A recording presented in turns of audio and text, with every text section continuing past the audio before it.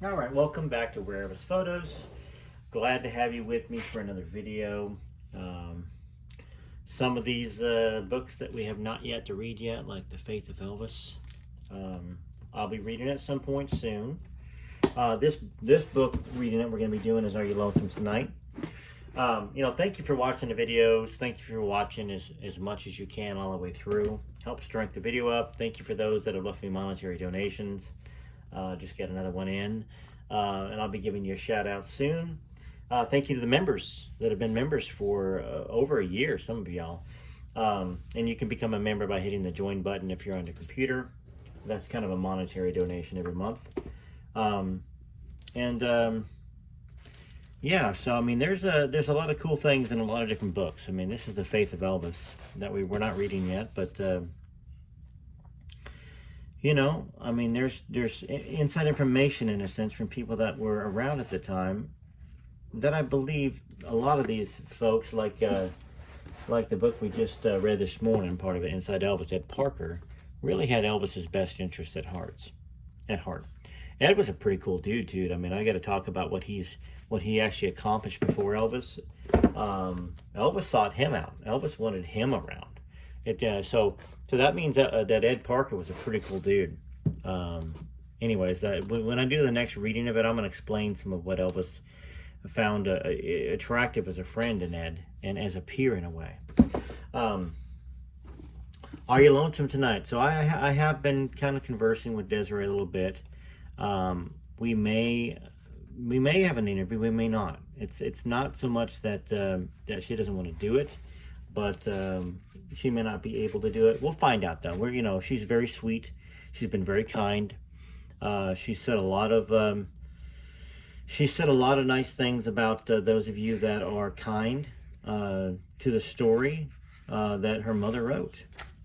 And we've been talking about Dr. Gillespie and having more children. So she was on her third child now. And that was when Elvis was on the hayride. Single had just came out. So 3 children, pretty much in a span of about 5 or 6 years from this man that had married her, had really just basically bought her, and then took advantage of her. And, where we were at last time with the last reading is that a doctor helped her out, got her into a house. The man obviously was threatened. And then she did try to call Elvis.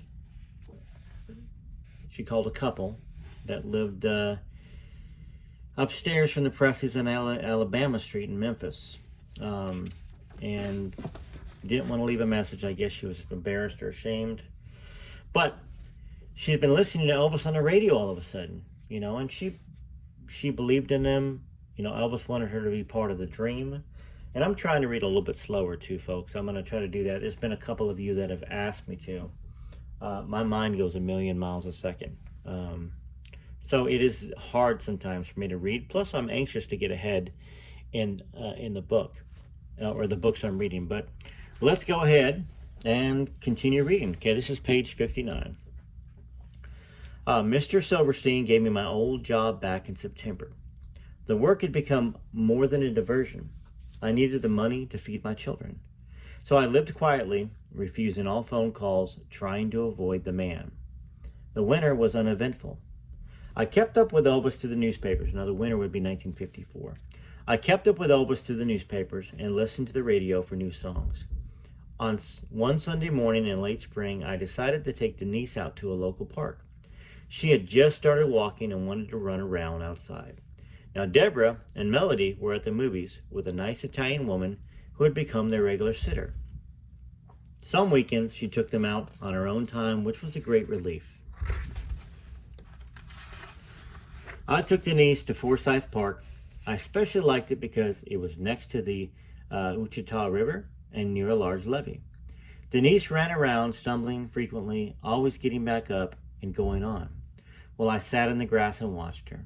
She was so happy, just the opposite of the way that I felt. I sat and stared into space, reliving my short time with Elvis. We hadn't been together in more than a year. He had come through town as part of a Hank Snow show, but I hid in my house, not wanting to take a chance that he would see me and find out about the baby. Suddenly my eyes focused on a figure approaching. It scared me. I tried to round up Denise, but she playfully ran from me. By the time I got her, the person had reached us. It was Elvis. He was wearing a brown fedora and a big sloppy jacket with the collar rolled up. It was a peculiar outfit for him. Hello, Lucy, he said. I just stood there with my mouth open. I wanted to run and kiss him, but I didn't know how he would react. Aren't you glad to see me? He said, stretching out his arms. I put Denise down and ran to him. We kissed passionately and frantically, laughing and crying at the same time. It felt so wonderful again. Why didn't you trust me? He asked. Didn't you think I'd try to find you? Well, you can't imagine all I've been through. Baby, I know. He couldn't know how. I wanted to explain, but didn't want to press. We always had an unspoken trust. We each seemed to know when the other was hurting, and maybe that was what he meant. I kept calling, but no one would tell me anything. I didn't give up, he continued. I was driving home from Shreveport, and I kept seeing your face in front of me the whole way. I knew I'd find you today. I just knew it. Now, I want y'all to remember, this is a small, unpopulated area for the most part in 53. Not as populated as you would think as a big city, and certainly not as populated as it is now. I know this story seems a little unlikely, but I guess you would have to kind of know the lay of the land in 1953, and I would bet that Elvis probably asked a lot of people. He probably went to Silverstein's, and this park was probably close to where she lived. I'm just guessing.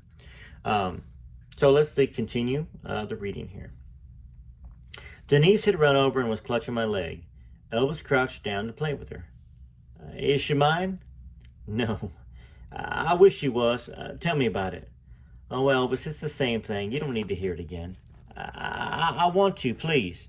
Please tell me. We sat down in the grass and I told him the whole sordid story. I felt bad for telling him. His life was going well. He was on the way to achieving his dream. He didn't need me dragging him into a dark pit. Elvis, you don't have to be here for me. I understand. Things just weren't meant to be. It was wonderful, and I'll never forget you, but I think you should go on with your life. Don't be foolish, he said. I would have hunted you down if it was just to say goodbye. That's kind of stupid. Our love is forever, Lucy. Nothing matters. Don't you remember? I remember. I just thought you might have changed. I'd like to put that man out of his misery. Where is he? Elvis said angrily. No, please. That would harm you. I would lose you. Your life is too important for that. Just let it go. It's over. This is where we begin. You're doing so well. I hear your songs on the radio and see your stories about you in the newspapers. I'm traveling around everywhere. I lose track of where I am sometimes. Why don't you come with me? I'd love to, Elvis, but not yet. You've still got a way to go, a long way to go. One day when you've reached your goal, when you've climbed all the mountains there are to climb, then I'll come to you, if you still want me. I'll always want you, baby. I keep meeting new girls, but none have come close to you. No matter how badly I need a woman, I still can't stop thinking of you. Women are so loose, they come to me all the time because I can sing. I don't like that, so don't believe all the stuff you read about me and women. You're the only one that knows the truth. You don't have to explain, I said. It's all part of your image. It'll draw the people to your concerts. That's what's important. Don't worry about how I feel. I understand. I got a big tour coming up with Hank Snow, he said. We're going through Texas, Louisiana, and Florida. There's a new man that's interested in promoting me, some colonel guy. I don't know what to do. I hate changing people. Mr. Neal's been good to me. What do you think? Well, I asked him if he felt the new man could help him, if he could take him further than Bob Neal. I don't know. He sure talks bigger. He says within a year I'll be doing records, television, and even the movies. I'd like to do movies. It sounded good. I could tell Elvis wanted it. Then do it, Elvis. It's not like you're betraying Mr. Neal. He's part of it, right? Yeah, they all seem to be in it together somehow. Well, what's stopping you? I'd love to see you up on the giant screen playing romantic parts. You can play El Lancelot, the Memphis Knight. We laughed at that. Elvis was intrigued. I didn't know much about the music business, but had hung around the television station long enough to hear people talk about contracts and managers and all. The TV people talked about little else. If you sign with them, Just don't make it too long, 1 or 2 years at the most. That's when you're a success, then you can regain control of your life. How about you, Lucy? Are you doing all right? Have you got enough money? I'm okay. Don't worry about me. I'm fine, I lied. I was really broke and struggling, but didn't want to tell him. Elvis would have given me his last dollar. We weren't together very long that afternoon. Elvis said he was on the way back to Memphis. Some people, his band, I guess, were waiting for him in town. He made me promise to accept his calls and see him in Memphis again. We kissed deeply, then he left. Well, I didn't hear from Elvis for over a week. Then one day at the store, a man came and handed me a dozen red roses. The card read, "Love is forever, L. Lancelot." Now I wonder if that's the card that's here in the picture. That's authenticated by handwriting experts as well.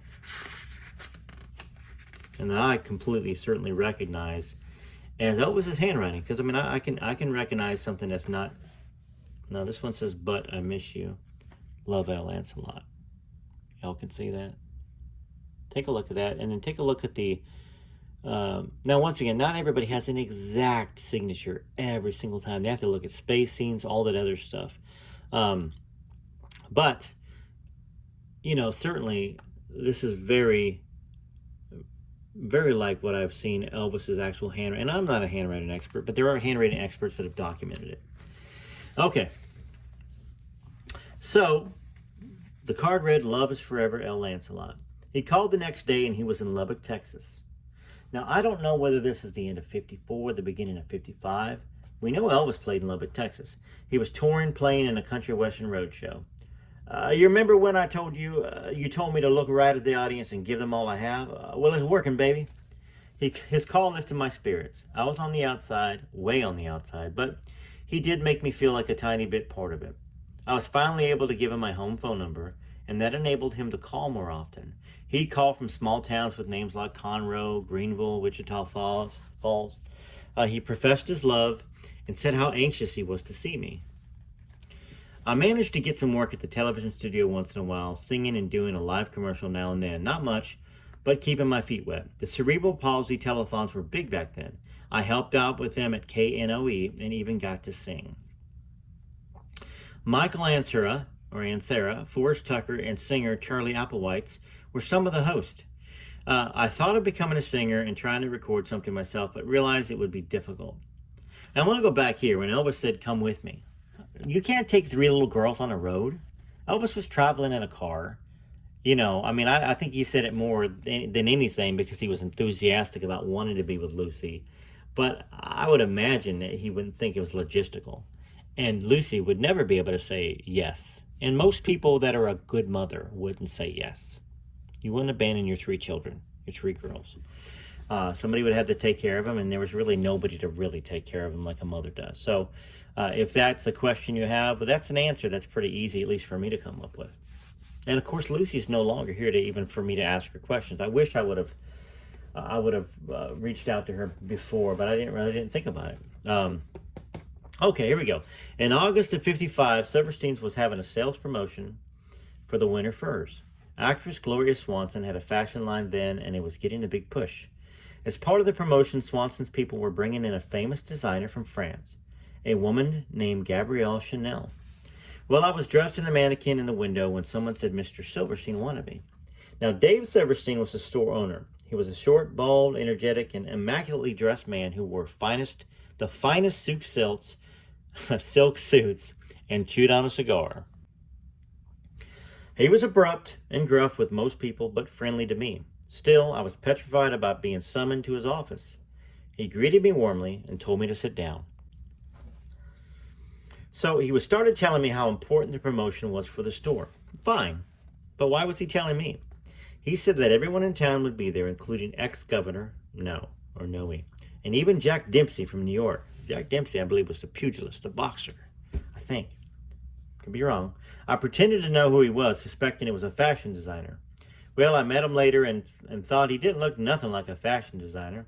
He was a big and brawny, tough-looking character. No wonder. Oh, yeah. He turned out to be a famous fighter. "Lucy, you speak French, right? I always see you talking to that man across the street. We need you to translate for Miss Chanel." Well, I said I'd be glad to. The man across the street was Sam Rubin. He was an older man who owned a nearby jewelry store. He'd been educated in France and would come by and chat with me in French. Figuring the translation request was all Mr. Silverstein wanted, I got up to leave. But he told me to sit back down and continue talking. Well, there'll be a lot of important men at this affair, he said. The kind of men that you should meet. Well, I begged him not to start introducing me to people. Lucy, can I ask you something personal? No. Why do you run from everyone who wants to meet you? I'm just not interested. Well, I know you think you're in love with that singer. That kind of person's bad for you. I was dumbfounded. How did he know? I hadn't told a soul, not even my friends. Mr. Silverstein was the nosiest man in town. If he knew, how many others did? He isn't what everyone thinks, I said, defending Elvis, and I'm not seeing him. He's just a friend. My life is too mixed up.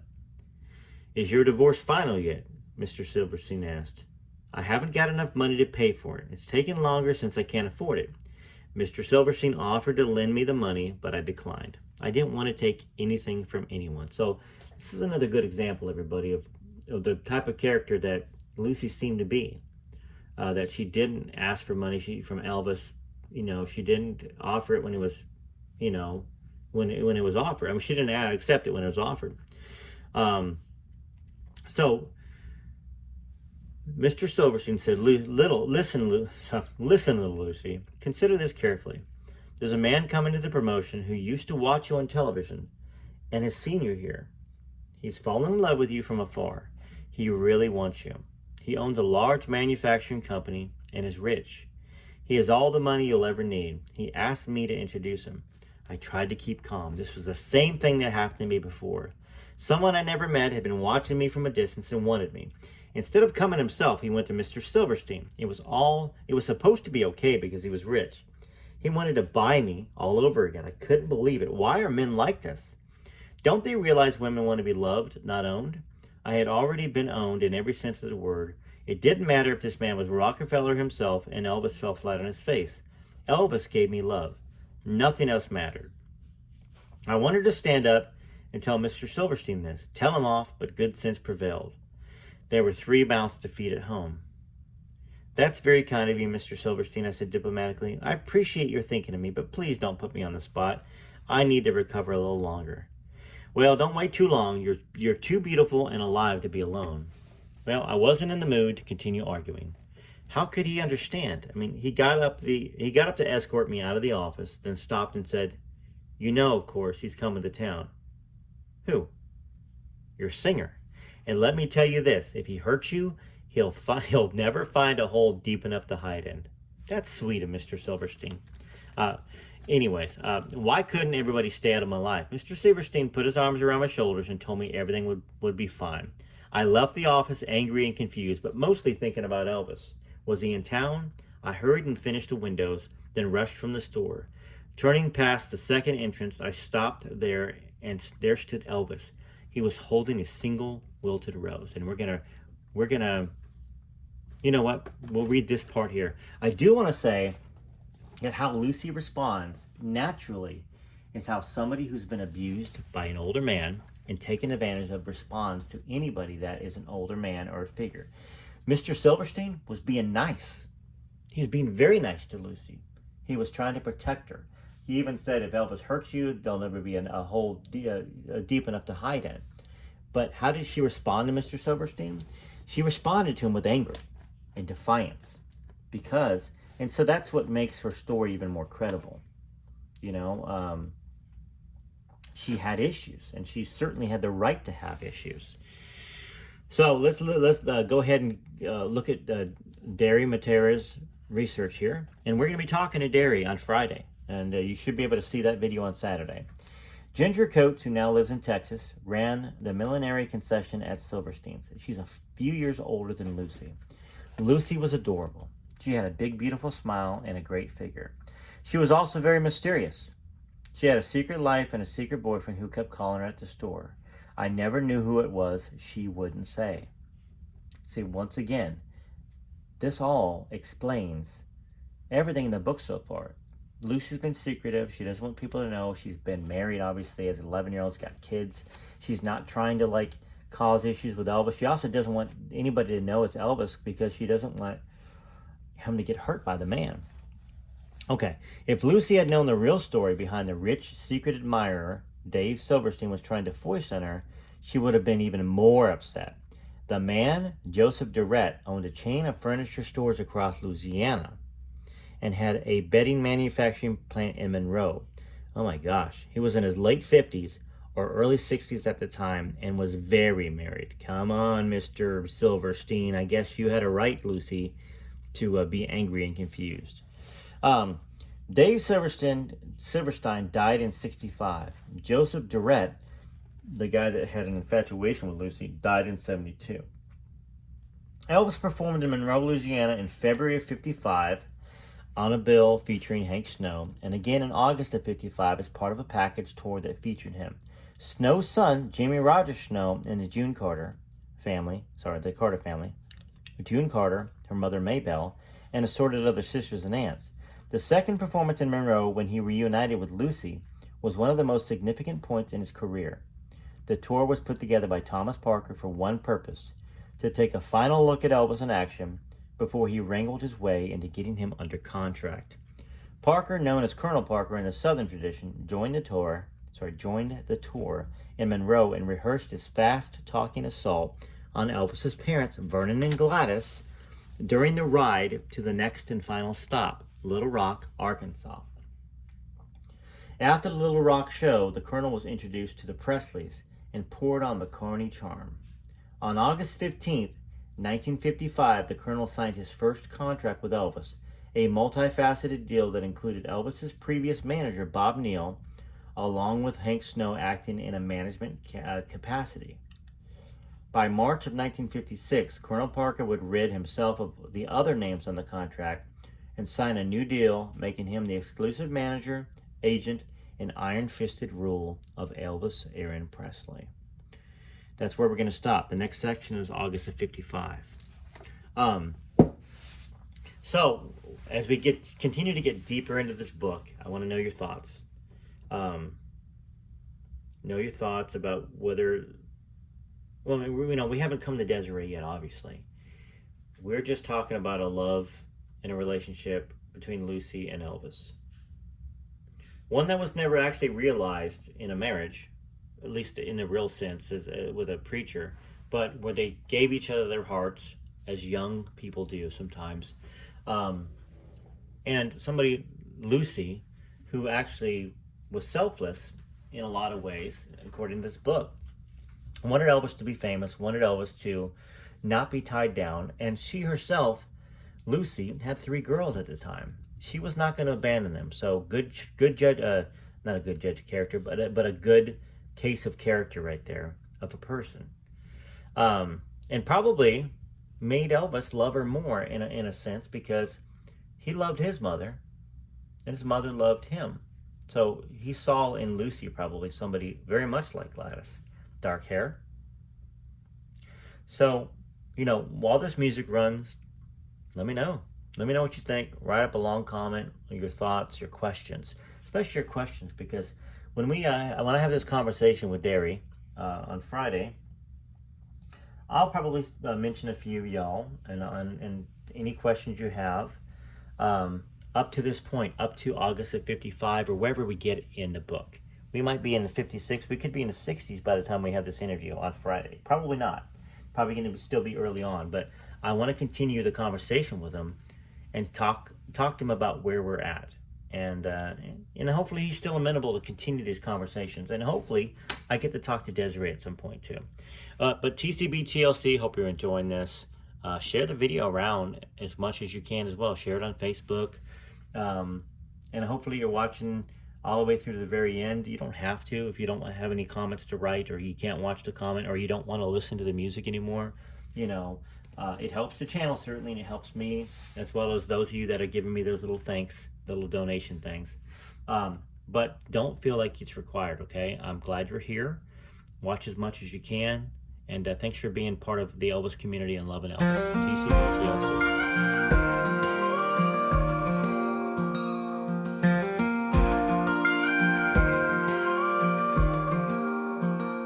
I'm in a blue suede dream tonight, and feel the rhythm come alive.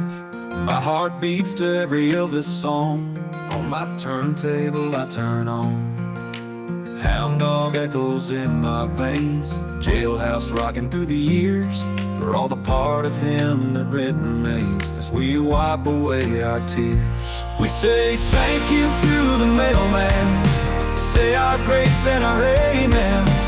Live our life in God we trust. Yeah, Elvis is alive in all of us.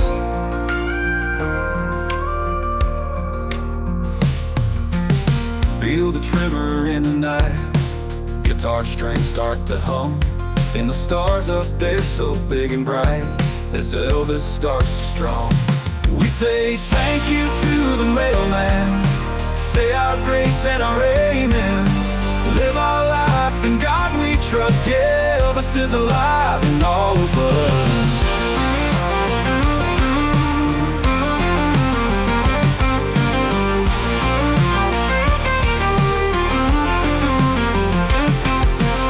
A blue moon in the sky, can't help falling but don't wonder why. Elvis' spirit never dies in our soul.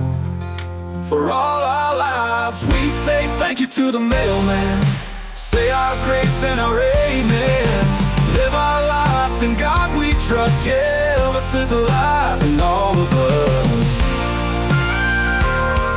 Yeah, Elvis is alive in all of us.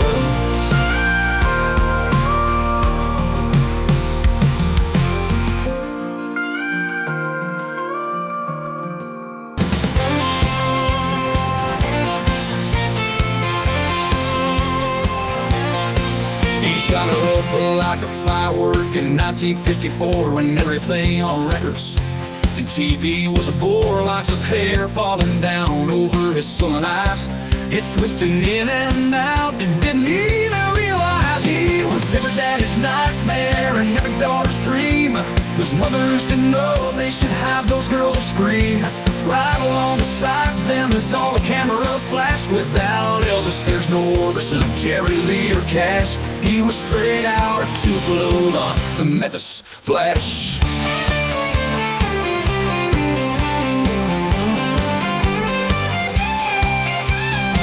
The institution tried to ban him, cops lined up at shows.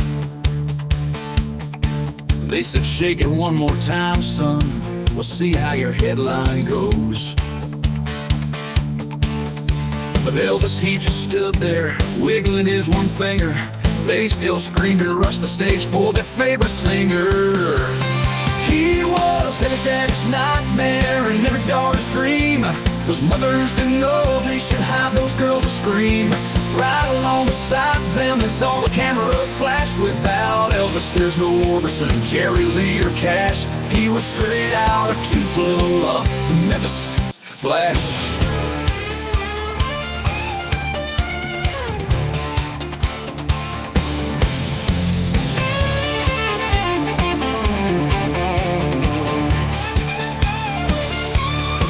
The institution tried to ban him, cops lined up at shows. They shake it one more time, son, we'll see how your story goes. But Elvis, he just stood there wiggling his one finger.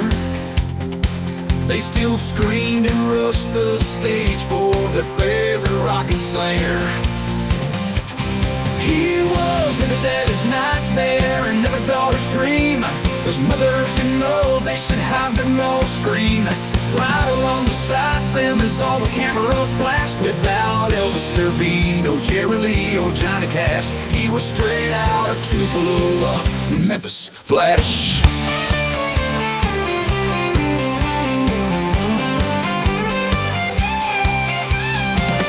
He still makes them cry and smile to this very day. There will never be another Elvis, mark the words here that I say. He was every daddy's nightmare and every daughter's dream. Those mothers didn't know they should have those girls to scream. Right along beside them as all the cameras flashed. Without Elvis there's no Orbison, Jerry Lee or Cash. He was straight out of Tupelo, the Memphis Flash. He was straight out of Tupelo. Elvis, the Memphis Flash.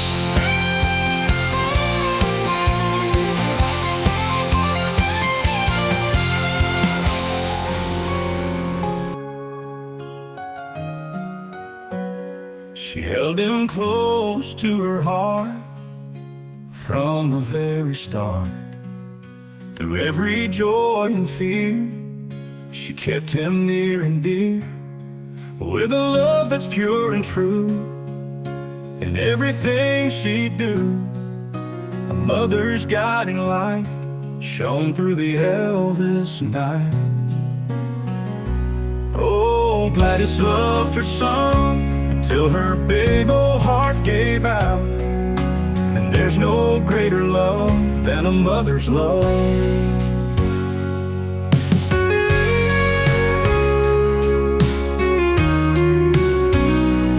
Holding her hand, he found peace, and all her worries would not cease. There shares a bond that never fades. It loves me tender shades. Oh, Gladys loved her son until her big old heart gave out. And there's no greater love than a mother's love.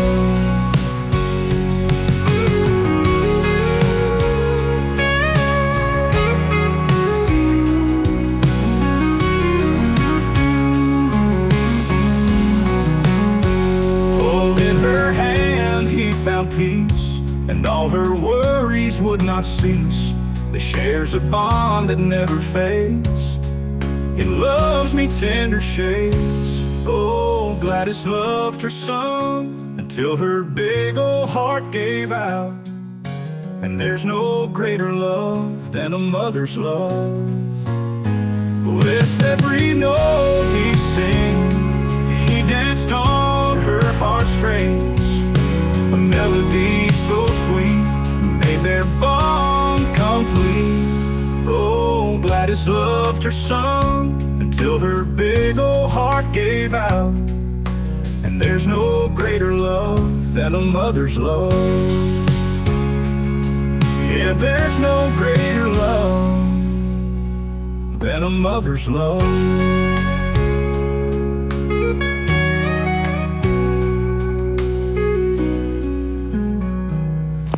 Much love to everybody. TCB TLC. Till the next video, this is Rare Elvis Photos.